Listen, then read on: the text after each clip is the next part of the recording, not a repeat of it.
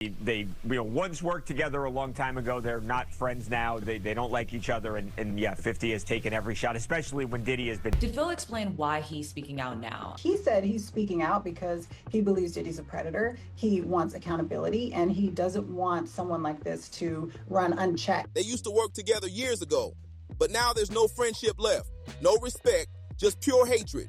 50 Cent has taken every shot possible at Diddy, and this time he's gone for the jugular. When asked why he's speaking out now, 50 said he believes Diddy's a predator who's gone unchecked for too long. He wants accountability. This footage was never supposed to see daylight.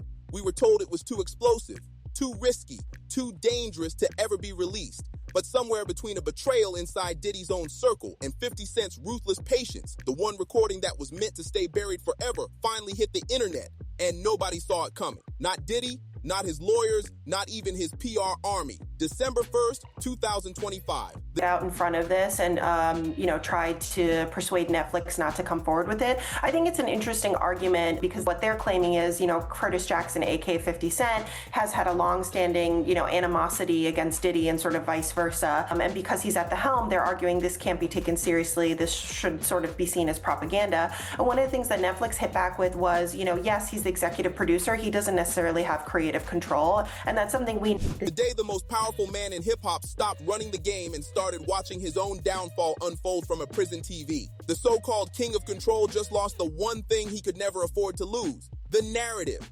This isn't just a documentary, it's a public execution, and the one holding the knife isn't a prosecutor. It's his oldest rival. Before the release, Diddy's legal team tried everything to stop Netflix, arguing that because... He put his hands on females, put his hands on producers, executives. That's just his. I guess that's what the whole name Bad Boy comes from. That people don't really understand. What is it? What is a bad boy? Why did he choose that name? He never really gave a clear definition of how he feels about 50 Cent, Curtis Jackson was the executive producer propaganda, but Netflix fired back saying 50 didn't have creative control. Then, the night before premiere, Diddy's team dropped a cease and desist, claiming it was built on stolen footage and private recordings that were never meant for the public eye. Those recordings captured Diddy in the 6 days before his September 2024 arrest, ranting, panicking, and demanding loyalty from people who'd already started to walk away.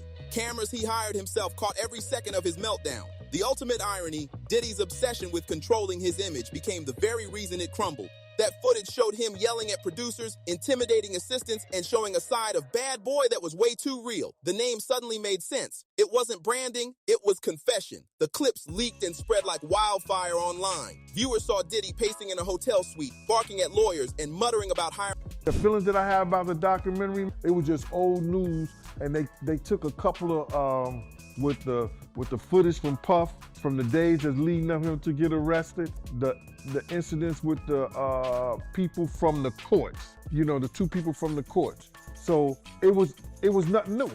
Operatives to handle business. One clip in particular exploded. Diddy in Harlem smiling for fans, then recoiling and whispering for hand sanitizer, like the people who once loved him were beneath him. The contrast was brutal.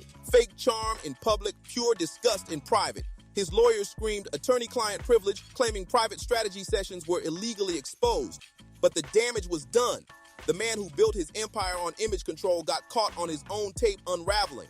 And this time, there was no PR spin that could save him. Netflix didn't. In the unit that was one floor above mine, so in terms of like the setting, it's a fairly decent chance that the room I'm describing is similar to where Diddy is. Yeah.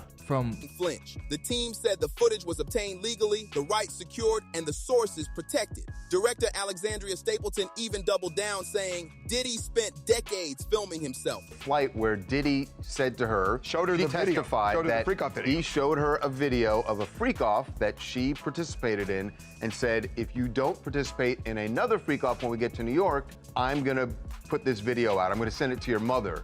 And that's coercion. She testified if it's true. to that. If the jury they believed her, that's coercion. They would have cast. He built the archive of his own downfall. Her words cut deep. He wanted the world behind the scenes. Now the world is behind the scenes.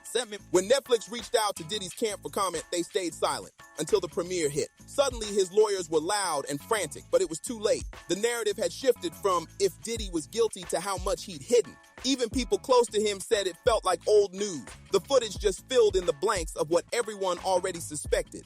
They claim Netflix only used a few crucial moments from those tense pre-arrest days, mixing it with court evidence and witness interviews, but the real twist came from the man behind the camera, Michael Oberle. Diddy had hired Oberle to document his life for over 2 years, planning a comeback film that would show his resilience. But in December 2024, Oberle dropped a bombshell. He didn't leak anything. He said someone inside Diddy's inner circle had covered for him for 3 days while he was out of state, and that's when everything got stolen. Just 3 days. That's all it took for someone to see a chance, whether for money, revenge. Look at how many people he affected negatively. That was his trade-off to gain what he had. His former bodyguard, Gene Deal, said he seen him doing a ritual where they dub. What is that? And I feel like it's being overlooked because they see him doing the dance moves with the baggy clothes. You know, some of the ladies in his videos were trans. Or pure chaos and hand the most damning footage straight to 50 Cent's team. Oberle called it a betrayal of trust. The internet called it karma. And then there's 50 Cent, the architect behind the takedown. He didn't just produce this documentary, he weaponized it. The ABC interview promoting The Reckoning wasn't a coincidence. It aired on Good Morning America, one of the few shows broadcast in federal prisons. 50 knew exactly where Diddy would be watching. By December 8th, 50 was trolling him online, posting memes about prison TV. And so what I want to say to Justin Bieber and to everybody that's following the situation is that Justin Bieber is a victim. I was horrified when I saw this, not because of the idea that Justin Bieber would be engaged in these sorts of things at these parties, but because I understood that this was a kid who was intentionally targeted by the way access and mocking the idea that Diddy could ever escape the truth. He turned pettiness into psychological warfare, a masterclass in humiliation. This wasn't just about exposing the man behind the music. It was about stripping him of power in real time. Diddy couldn't hide, couldn't silence anyone, and couldn't spin the story. The same cameras he used to control his image ended up recording his collapse frame by frame, and then came the final piece of the puzzle, the clip that silenced every doubt. In it, Diddy allegedly threatened someone close to him after showing them a freak-off video, saying, "If you don't do it again when we get to New York, I'm putting this video out." That single clip, filmed by his own crew, ended the debate. The story wasn't just about a fallen mogul anymore. It was about what happens when power, ego, and secrets finally catch up to a man who thought he could outsmart them all. "I'm gonna send it to your mother." That's what Diddy allegedly said on that video. Straight up coercion. If the jury believes Cassie's story, that alone seals the deal. That's not seduction. That's intimidation. But the Netflix documentary didn't just recycle old allegations. It reframed them with evidence too strong to ignore. Take the legendary white parties, those exclusive A-list gatherings where Justin Bieber, Mariah Carey, and other stars showed up like it was the Oscars of excess. Neighbors called police 14 times over 7 years, reporting dazed guests wandering the streets at dawn. But this time, the footage went further, linking those parties directly to the lawsuits stacking up against Diddy. It mentioned a 16-year-old who alleged coercion back in 1998, a security guard who said he was drugged and assaulted in 2006, and even a former adult performer claimed. So the judge, again, seemed to be taking that matter pretty seriously and just pretty much said that, everyone, the judge, the attorneys, the witnesses' attorneys, the accusers' attorneys, they all have to adhere to these professional rules. They all have to adhere to this professional conduct. And if this continues and if more things are said that get onto... She was groomed at multiple events. The pattern wasn't random. It was systemic. And in his own words, caught on camera days before his arrest, Diddy muttered to his lawyers, "We're losing." One lawyer tried to reassure him, but he fired back, "Not if we are." Then came the family angle. Janice Combs, Diddy's 85-year-old mother, broke her silence on December 6th, calling Netflix's claims about her deliberate lies. She painted herself as a hardworking single mom juggling 4 jobs. But resurfaced clips told a different story. In an old Inside the Actor studio interview, she joked about giving Diddy a lot of beatings growing up, laughing beside him. It was jarring. The loving mom image versus the woman accused of raising a monster. Former Bad Boy executive Kirk Burrows once claimed he saw Diddy slap Janice in a 1991 hotel room after the City College tragedy. 9 people dead in a stampede. Janice denied everything, calling him a liar chasing money since he'd been suing Diddy over label ownership since 2003. But people kept asking, why invent a story that specific unless it happened? Collect everybody's phone. So now it's just your word against a billionaire. You're gonna lose. Read this right there. From that. Gene Deal, Diddy's former bodyguard, added more fuel, claiming he once saw Diddy perform strange ritual dances surrounded by symbols no one understood. He said fans only saw the flashy moves and baggy clothes, not the dark meaning behind them. He even suggested some women in Diddy's videos weren't who the audience thought they were. It's been overlooked, Gene said, because the show blinds people to what's really happening. The documentary didn't stop at old rumors. It dragged the present into the spotlight. Diddy's former head of security, Roger Bonds, spoke tearfully on camera saying, "It wasn't just Sean that's guilty. They're all guilty." He described sleepless nights, trauma, and memories he couldn't erase.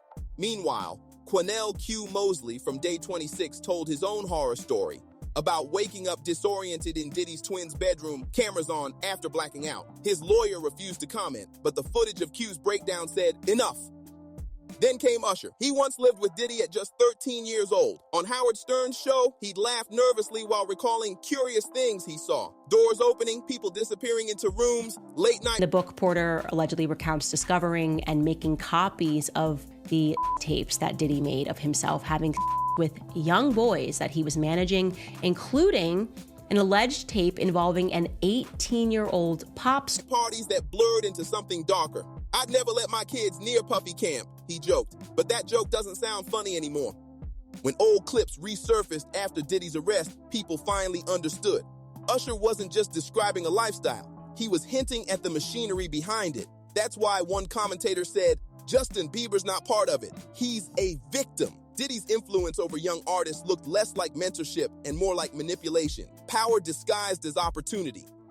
Specifically challenges allegations suggesting that Mr. Combs and his involvement in the 2018 of his former partner Kim Porter, whose passing was officially attributed to natural causes by the Los Angeles County. Even as celebrities started reacting, the divide grew. Ja Rule called 50 Cent a dry snitch. Marlon Wayans warned about karma and immediately got dragged when 50 posted old footage of him at Diddy's parties.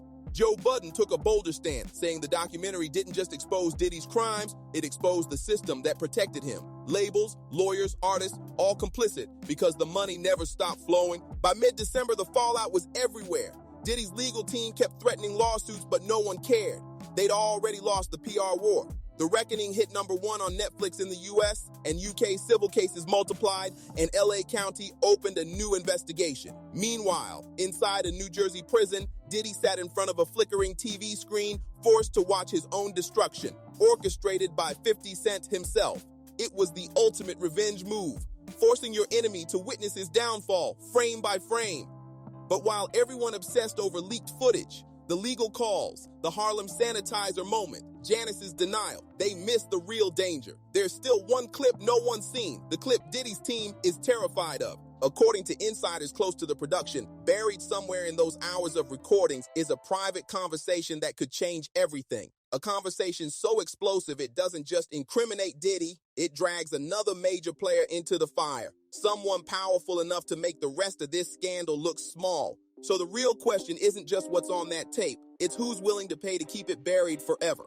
In an industry built on secrets, that kind of footage is the spark that can start a war. The second it hit the internet, everything shifted. Not just for Diddy, but for everyone who'd ever been part of his orbit. Because here's the truth, empires built on silence only survive as long as the people inside them stay quiet. And right now, that silence is gone. The dam isn't just cracking, it's collapsing. Those leaked recordings didn't just expose Diddy's private panic, they gave courage to everyone who'd ever been too scared to speak. Suddenly, the whispers turned into testimonies. The online rumors became lawsuits, and former protégés began giving interviews, their voices trembling but unstoppable. The more people talked, the clearer the picture became. This wasn't one man's downfall. It was a whole system that protected him, a culture where loyalty meant turning a blind eye and where the price of truth was always higher than silence. Even judges and attorneys started cracking down, demanding professional conduct in the courtroom because chaos was spilling from the headlines straight into the legal system itself. But let's bring it back to where it all started, the family. That's where the cracks in the story cut deepest. Janice Combs, Diddy's mother, has spent weeks calling the documentary's claims deliberate lies, describing herself as a devoted single mom who worked multiple jobs to give her son a chance. But the problem? Her own words tell a different story. In that resurfaced inside the actor's studio clip, Janice laughs alongside Diddy as she proudly says, "He got a lot of beatings too," smiling like it was a joke. It's a sharp contrast to the image she's selling now. The nurturing, innocent mother who claims she did everything right. Then there's Kirk Burrows, the former Bad Boy executive, who said he saw Diddy slap his own mother in a 1991 hotel room after the tragic City College event, calling her a name no son should ever use. Janice fired back, calling him a liar only chasing money since he's been suing Diddy since 2003. But here's the real question. Why make up something so specific and humiliating unless it was true? And if it was true, what does that say about the environment Diddy grew up in and later recreated for everyone around him? Because this isn't just about Janice. It's about the house she built, the lessons she taught, and the power dynamic Diddy learned from day one. Tim Patterson, Diddy's childhood friend, painted a chilling picture of those early years, saying the Combs home wasn't a normal household at all. It felt like a movie, he said, but the movie never ended. He described wild parties filled with hustlers, dealers, and chaos. A young Diddy watching it all like a student of survival and manipulation.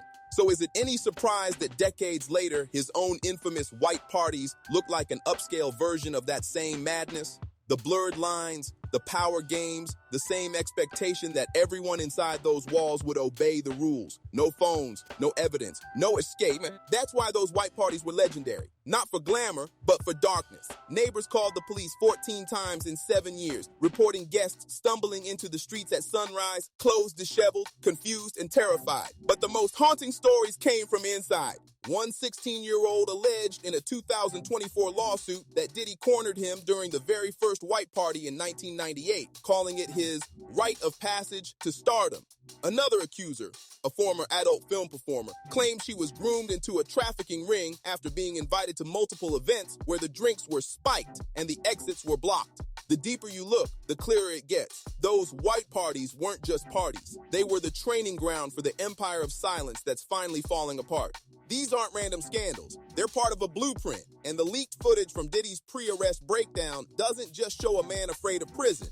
It shows a man who knows that blueprint is about to be exposed. What makes it worse? The same people who helped build that empire are now sprinting to distance themselves. Take Usher, who lived with Diddy at just 13. Years ago, he told Howard Stern about seeing things he couldn't even understand. Doors opening to encounters no kid should ever witness. He laughed it off at the time, calling it a wild lifestyle. But now that the documentary's out and those clips are resurfacing, Usher's silence says everything. Then there's Justin Bieber, who quietly unfollowed Usher on Instagram after the scandal exploded, cutting yet another connection to Diddy's past. That one subtle move spoke louder than any statement. And of course, Cassie. Her 2023 lawsuit didn't just accuse Diddy of abuse and control, it opened the floodgates. Once she spoke up, it gave others permission to do the same. According to a resurfaced passage from Kim Porter's old journal, she allegedly found tapes of Diddy with young male artists, even one involving an 18-year-old pop star, and made copies to protect herself.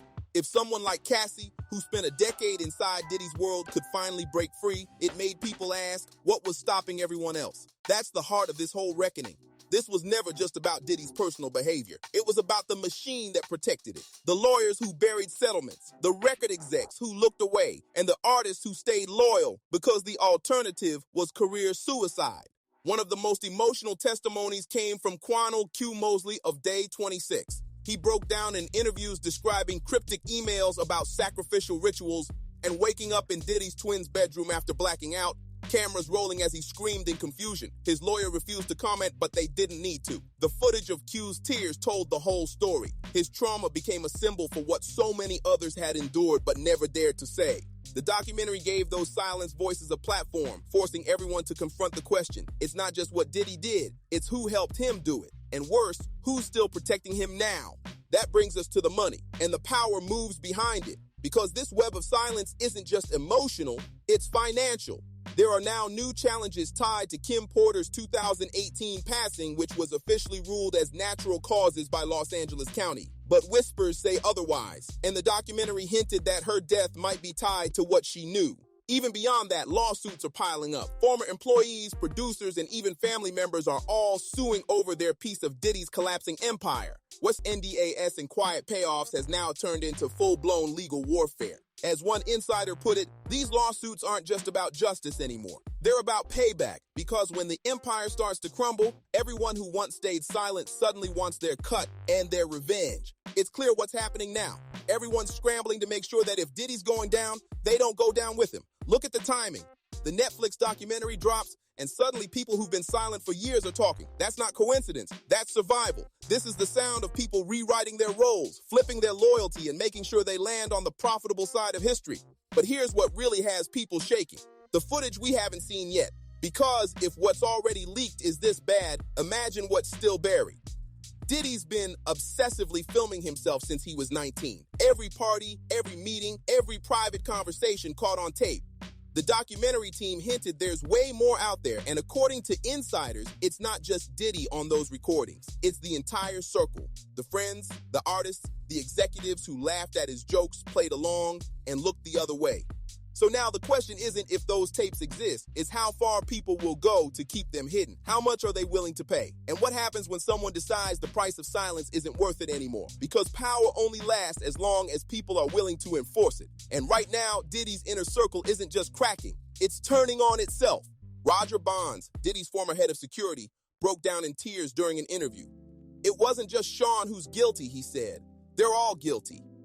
When the man who was paid to protect you starts talking like that, imagine what the people who weren't on payroll are about to reveal next. The assistants, the road managers, the artists who left Bad Boy with stories they were too afraid to tell. Until now. The documentary might be over, but the reckoning has only just begun. And the biggest question still hangs in the air. Who's next? Because Diddy didn't build this world alone. The white parties weren't his private playground. They were industry events. The emails about rituals weren't written to himself. And the lawsuits, they don't name just him. So when the FBI raided his homes in 2024, what else did they find?